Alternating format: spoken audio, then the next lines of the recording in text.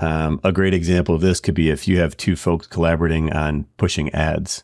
Yeah. Well, the ad only needs to be purchased one time and you could split the cost together. So now you're getting advertising for half the cost. Yeah, it's so true. Yeah, we were talking yesterday actually about...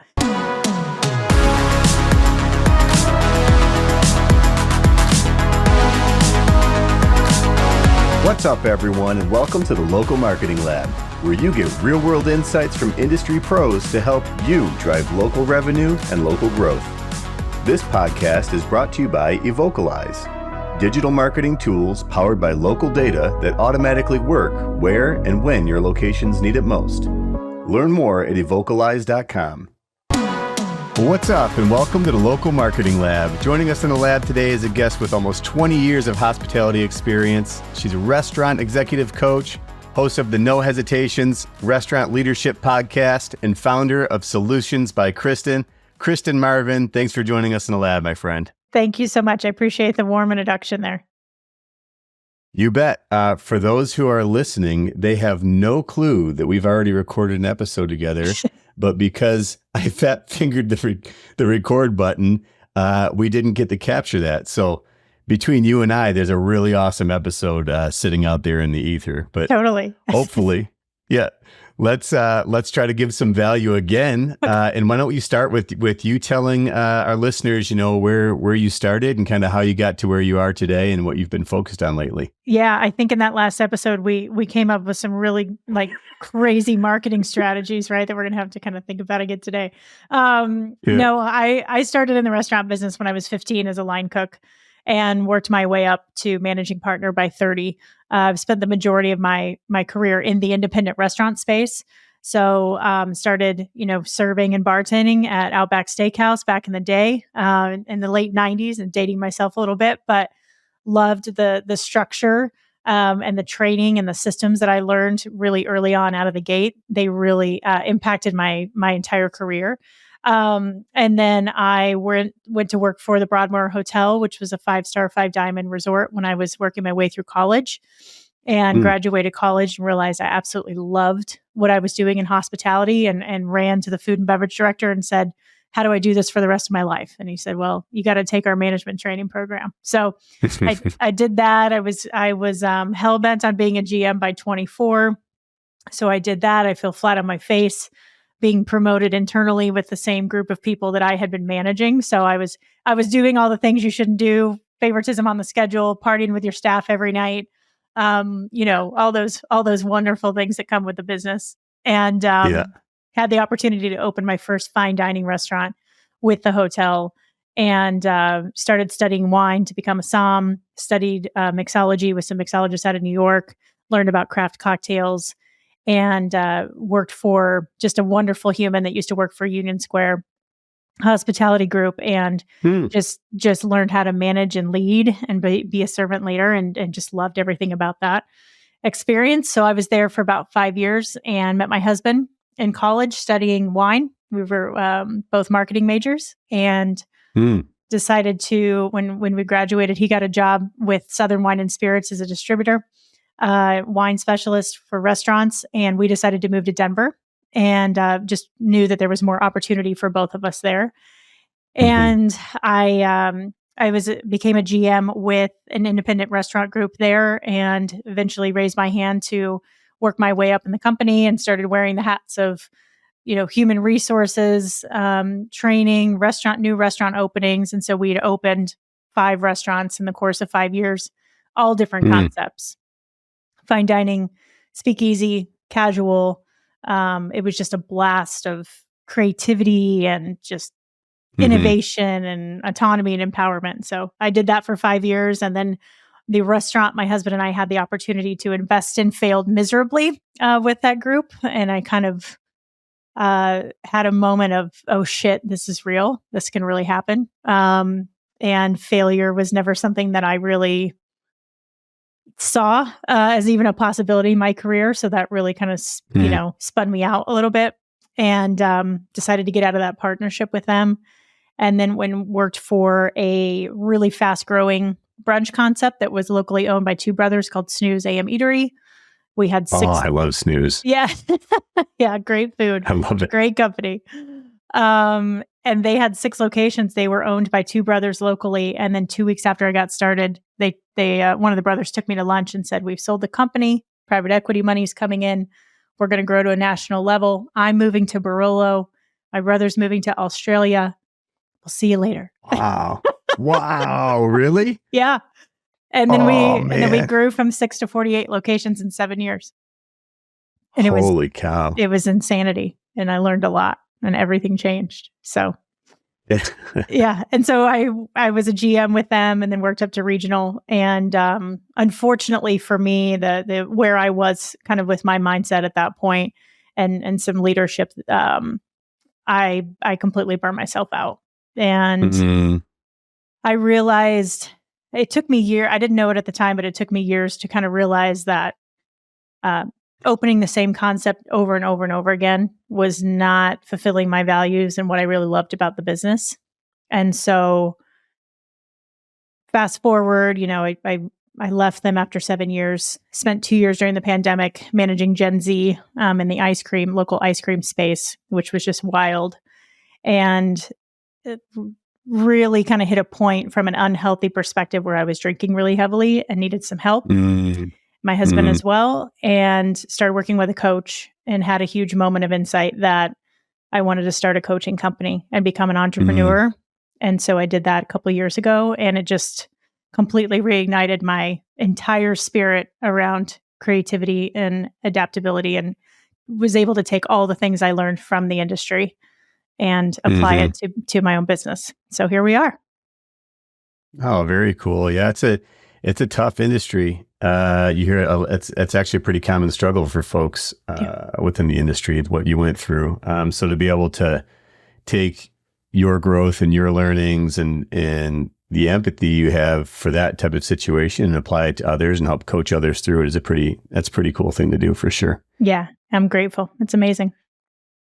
Yeah, very cool. So I guess let's switch gears a little bit and talk about maybe some things that you've seen work really well from a local marketing perspective. I know you work with a bunch of different clients. You work with folks in hotel as well as in restaurant and other spaces. So I don't know if you want to talk through maybe a couple examples of maybe some challenges that you had that you needed to overcome with some marketing efforts at a local level, and we'll kind of dig in from there. Yeah, it's interesting. I think I've learned a lot over the course of my career, and gosh, I got a marketing degree in 2004, so social media wasn't even a thing or on the radar. So I feel like I've been having to, especially having my own business and working with clients in different spaces, marketing is just ever changing, and it's so personal. Right? We kind of talked about that point when we spoke. When I worked for Snooze, I think their marketing strategy was absolutely incredible because they were really focused on building community relationships.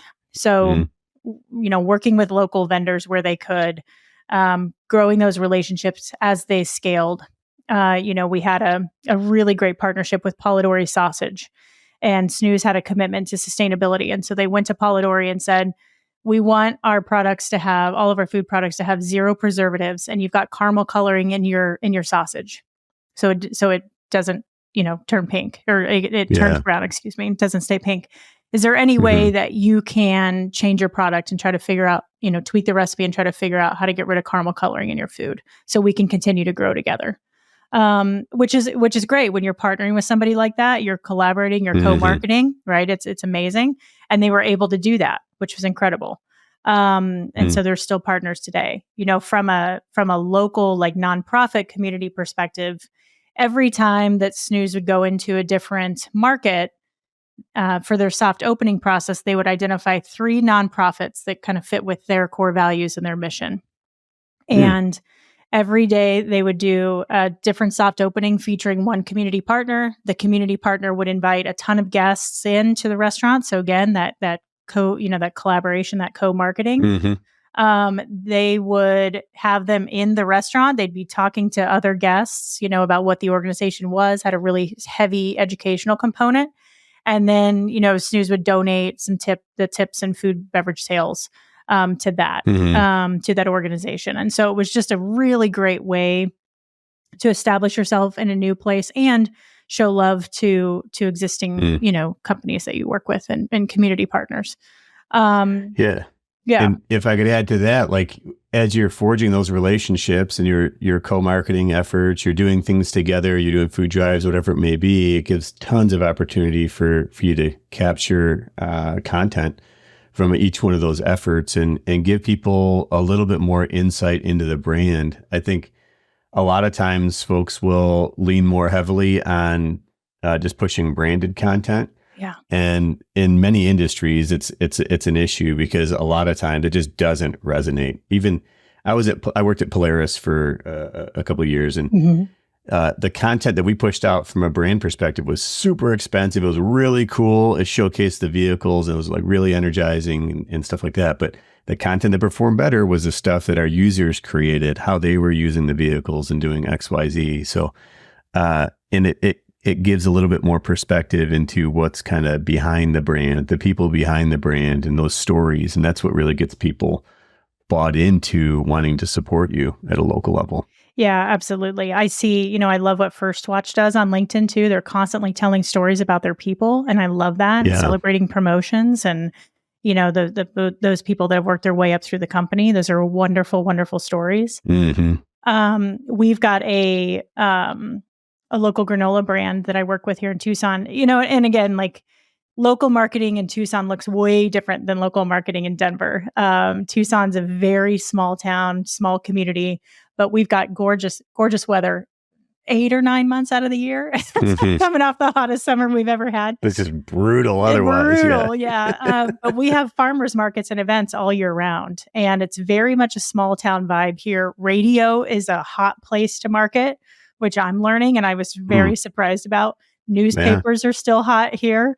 It's very much a retirement community. So, but our farmers markets are just, every Thursday, Friday, Saturday, and Sunday, they're drones of people that go out and support. And so those this granola company, Better Than Provisions, that I work with, they're at every event. Their booth is consistent. Their setup looks great. Their marketing is super professional. They're great at capturing emails, nurturing people through their email list. They have a 5-nut granola, which is really healthy. And one of their owners is a nutritionist. And so they're constantly educating and nurturing through their email list, which is great. They've got a subscription model, and they've got some accounts, coffee shops, where you can order their granola on the menu and then turn around and leave and buy a package on the way out the door. So they're crushing it in terms of local marketing. And they're the big game in town. In a city of 1 million people, when you say granola, everybody says Better Than Provisions, which is great. No, that's very cool. Yeah, there's tons of opportunities. I think from a collaborative perspective, you just have to think outside the box. Like most people running a granola company probably wouldn't say, hey, what are the coffee shops that we can get into? Right. But when you get down to it, it's like you can find commonality between all sorts of types of businesses, and it doesn't even have to be food to food match. It can be like you could have like dinner and a movie, like collaborate with a movie theater, or you could do some sort of like smoothie and a fitness brand collaboration. Totally. There's all sorts of things that kind of go hand in hand that appeal to the same demographics, that in many instances it's 1 + 1 = 3 or more, because you're able to leverage your energy to drive an exponentially better experience, drive more impact, drive more revenue for both parties. A great example of this could be if you have two folks collaborating on pushing ads. Yeah. Well, the ad only needs to be purchased one time, and you could split the cost together. So now you're getting advertising for half the cost. Yeah, it's so true. Yeah, we were talking yesterday actually about one of the owners is super passionate about cycling. It's like, okay, they're trying to pitch themselves more as a lifestyle brand. So can you sponsor? And cycling is huge in Tucson. And so we were talking about, can you sponsor some races? Is there opportunity to, again, find the local coffee shops that have a huge cycling community, and what can you do with them too? An REI or something like that, right? There's all kinds of opportunity. Yeah. Yeah. Bike repair shops or I mean, all sorts. Very interesting. Have you seen anyone try something, or maybe you've tried it in your own career as a marketer that maybe didn't work well or kind of failed, and you were able to take that learning and kind of fail forward from it? Yeah, I think, when I was in the independent space and we had, working for the Banana Group, we had 6 or 7 concepts at the time. We were really spending a ton of time and energy trying to do cooking classes and cocktail classes. And we had the old school paper postcards, that we would give out with every single check in all the restaurants. And we were collecting these emails, and then I'd get a stack of, all these postcards, and I was entering them into Constant Contact every single week. And we were doing so many classes. We were using all of our concepts. We had combined them all into one giant email list, because we were trying to let the customers or the guests know that we had multiple concepts, because we weren't good at that. Some people just didn't realize that we were a group. And so we constantly blasting out these cooking classes and cocktail classes to the point of exhaustion. It was just overload, way too much. And so I think, learning from that is really about, like, again, knowing your target audience, because a fine dining diner is going to be a lot different than somebody that's going to a speakeasy for a cocktail class. So separating those out, knowing your target audience, really speaking to them individually, because every single time I would send out an email, I'd get 5 or 10 people that would unsubscribe. So it was just kind of like spinning our wheels there. I think that's a trap that a lot of folks fall into, not necessarily trying to promote multiple concepts across your list, but just fatiguing your list by communicating messaging that just doesn't resonate because you haven't taken the time to segment your audience. Totally. The data typically isn't that difficult to come by. It does take, some effort in looking at the data to see, who aligns with which segments. But if you can segment your audience into a couple different personas at least, and then send differentiated messaging to those different segments, it's going to resonate. You're going to be a lot better off. You'll have a more active list that you're marketing to, and you'll be more effective at driving folks to your restaurant or your location if you're not a restaurant, and driving revenue. Yeah, absolutely. And I think, there was so much opportunity in what we were doing from a marketing perspective too, in terms of quality. So because we were pushing out so much content so quickly, the quality was really lackluster. And I think, I've got a great client, Restaurant Olivia in Denver, which is just magical fine dining. They do pasta making classes. But when you look at their website, their website matches the experience that you're going to get inside the restaurant. And then they nurture and educate you beyond that, beyond the 4 walls. So when you're talking about the food pictures that you're putting up on your, for your marketing, your social media posts, or those cooking class invites, that I'm passionate about that quality really matching the experience that you're going to get inside the restaurant. And I think we really missed the mark on that. Yeah, for sure. Too. Yeah, that makes sense. Yeah, I'm sure that your team got pretty exhausted too, having to try to juggle all these different events. And to me, it feels like you're also fatiguing your employees. And if they provide like a crummier experience or a less than ideal experience, then folks typically aren't going to come back for that added, activity that you have kind of ongoing. But they're also likely not going to come back for dinner, which is why you try some of these marketing tactics to bring them into your doors. It's so true. We had, it was like pulling teeth to get the chefs to be excited about doing this. They weren't comfortable out front speaking. Some of them didn't really care about the educational component. It was a lot of work to get 4 to 5 people to come to a class. But, we had a completely different experience when you're promoting a wine dinner and you can sell it to 30 or 40 or 50 people, or sell out the restaurant on a night when you're not open, have the winemaker come tell the stories behind the marketing, behind the, the family history, the stories of the grapes and things like that. So it, again, like I'm not poo-pooing on events or classes, but I think there's, it's really important to be strategic about the intention behind the class, what you're hoping to get out of it, and then again, how you're going to continue to nurture people beyond that and keep those guests coming back. Yeah, for sure.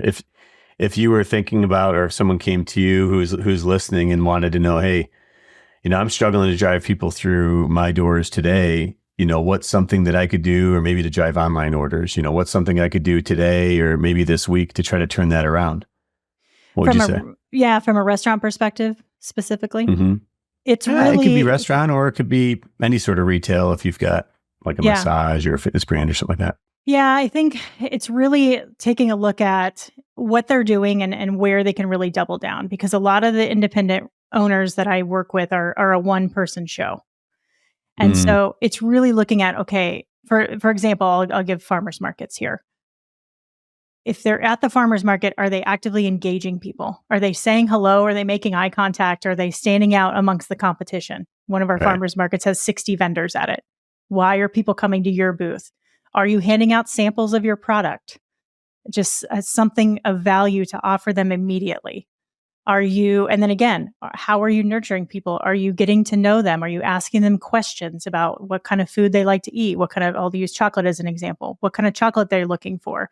Are they buying for themselves? Are they buying a gift? Are you constantly collecting those dots, as Danny Meyer talks about, right? And collecting that data as to how you can make the experience better. And then how are you going to continue to build those relationships and foster those relationships afterwards? Can you do a class for them? Can you do, again, an email list?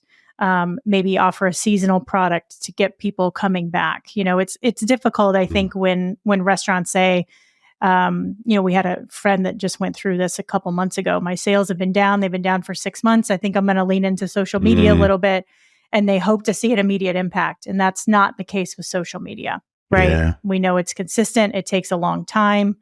So I think, again, it's really understanding from an independent perspective who your guests are, what your experience looks like in your four walls. Is your team engaged? Are they burnt out? What's the service look like? What's the quality of your food look like? Making sure you're doing everything from a really great perspective inside your four walls before you start to kind of branch out and look for other ways to build, because you're going to potentially burn yourself out and kind of be grasping for straws. And there's no immediate gratification except for taking care of that person that's right in front of you right then and there. Mm-hmm. And not to mention, if things aren't in order within your four walls, you're spending your energy and in many cases dollars towards marketing and driving people to a less than ideal experience, which is really just you have to plug the leak in the bucket before you start filling it with water. Otherwise, you're just you're gonna be spinning your wheels for sure. Yeah. So, do you have someone that you'd like to get a shout out to that you think is doing local marketing like really, really well? Yeah, I would say Golden Mill in Denver, or in Golden, actually, just west of Denver, is an incredible food hall. Have you been there? I haven't, but I love Golden though. Yeah, Golden's great. So they have such a strong community presence. The feel of Golden is incredible. But one of the owners, Susan, is like the mayor of Golden. So she knows everybody. They're very involved in nonprofits and community organizations. So they're constantly hosting parties, giving back to the community. Their social media does a really great job of capturing what the experience feels like at Golden Mill. They co-collaborate with all the stalls in there and co-market, which is beautiful too. That's cool. They do all kinds of events there. And she's working really, really hard with the city to think about, how to make that business sustainable and grow the city of Golden. So she actually took me on a tour this week when I was out there and showed me about all the revitalization that they're doing in that area of Golden with the Coors Tech facility and what exciting things are happening in the next 5 or 10 years. So she's actively playing a part in giving back to the community and helping it thrive, which is incredible. I love that you said she's like the mayor. She is. Yeah. I've probably mentioned it on probably 15 to 20 episodes. We had one of our guests, Eric Knott, at the time he was at PDQ. He's now CEO at Tiki Taco, but he talked about throughout his entire episode, like just being the mayor and the importance of engaging with your community, and it's not like yes, you're trying to establish connections, right? Of course. But you're not doing it in a way that it seems self-serving. Like truly get to know people in your community, get to know the other businesses, share their stories on social, engage with folks, see how you can help them, right? And in turn, you will build a almost cultish following of raving fans that want to do everything they can to support your business. Yeah, it's so true. We've got in Denver, there's an amazing organization called Eat Denver. And they're a membership-based organization for independent restaurants. They have 300 members. They do monthly programming to educate restaurants. They work on partnerships to offer vendor discounts. But it's just a beautiful place to network and build community and support. And they do 2 or 3 marquee events every year, which draw in thousands of people. And again, co-market and just give people an opportunity to collaborate on events outside of that too, and build the community and relationships together, and really work together to strengthen the independent restaurant space in Denver, which is really, really important. So that is really cool. No, I appreciate you sharing those examples. Speaking of working together, as I understand, did you help your dad restore a 67 Chevelle when you were younger? Did he do it for you? He did it for me. I think, when I was in high school, so my whole family are just classic car buffs. My little cousins have cars and they restore them still to this day. My mom had a 67 Chevelle. My dad had one. I had one. We used to show them together on the weekends. I'm from a small town in Missouri, so it was all the rage. I didn't appreciate the craft of or the hobby my dad had of restoring cars. I totally do now, and he still loves to do it. Yeah. But that was his gift to me, which was great. And I would call him every once in a while and say, what do I do about this? What do I do about this? The car won't start, yada, yada, yada. And he would help me through that. I'm much more of a DIY person these days. Thank God with YouTube and things like that. YouTube, yeah. But not from a car perspective. I leave that to the professionals. I like doing little stuff around the house, but yeah. I mean, I'm with you. YouTube is like, it's a marketer's best friend, because there's so many things that you think, oh, I want to do this thing. It's very unlikely that it's not a brand new idea. So someone has typically done something like it already. So YouTube is definitely helpful. Well, I thought it might be cool to show you maybe in a little small town setting with your 67 Chevelle. That's I don't amazing. know if it was red or not. It was red. Yeah, I have my actually in my closet in the studio here. I've got a senior picture of it with me standing in front of it like this. I had really curly hair and a Chevelle muscle t-shirt on, which is hilarious. Oh, yeah. But this is great. I should have done that. Yeah. I love it. Thank you. Awesome. Yeah, well, thank you. Thanks for joining us. Before we let you go, though, how can folks follow you, follow your brand, follow your podcast? Yeah, absolutely. So everything is available at christinmarvin.com.